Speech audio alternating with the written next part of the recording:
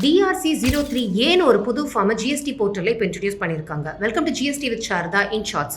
இந்த ஃபார்ம் ரொம்ப முக்கியமானது. நிறைய டாக்ஸ் பேயருடைய ப்ராப்ளமை ரிசால்வ் பண்ற மாதிரி இருக்கிற ஃபார்ம். நோட்டிஃபிகேஷன் 12/2024 மூலமா 10th ஜூலை அன்னைக்கு இந்த ஃபார்மை இன்ட்ரடியூஸ் பண்ணியிருக்காங்க. இதோட ஃபீச்சர் என்ன அப்படின்னு பார்த்தீங்கன்னா, DRC03 ஃபார்மை வந்து நீங்க யூஸ்வலா ஒரு வாலண்டரி பேமெண்ட் பண்ணும்போது மட்டும்தான் அதை யூஸ் பண்ணுமே தவிர, டிமாண்ட் அகைன்ஸ்டா பேமெண்ட் பண்ணும்போது DRC03 மூலமா பேமெண்ட் பண்ணிருக்க கூடாது. பட் இருந்தாலும் நிறைய டாக்ஸ் பேயர் பண்ற மிஸ்டேக் என்ன அப்படின்னு பார்த்தீங்கன்னா, ஒரு டிமாண்ட் ஆர்டர் வரும்போது எலக்ட்ரானிக் லைபிலிட்டி லெட்ஜர்ல அதுக்கு அகைன்ஸ்டா பேமெண்ட் ஆஃப்செட் பண்ணாம அந்த அட்மிட்டட் டாக்ஸ் லைபிலிட்டியை செப்பரேட்டா வாலண்டரி பேமெண்டா DRC03 ல பண்ணியிருந்திருப்பாங்க.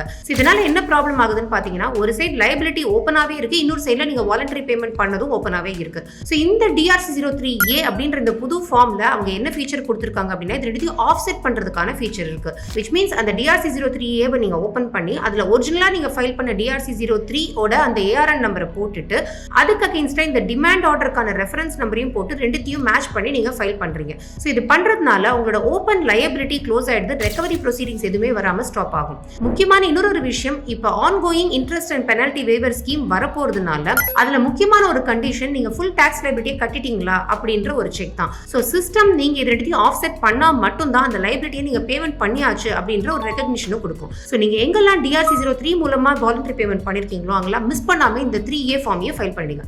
தொடர்ந்து பேசுவோம் ஜிஎஸ்டி வித் சாரதா.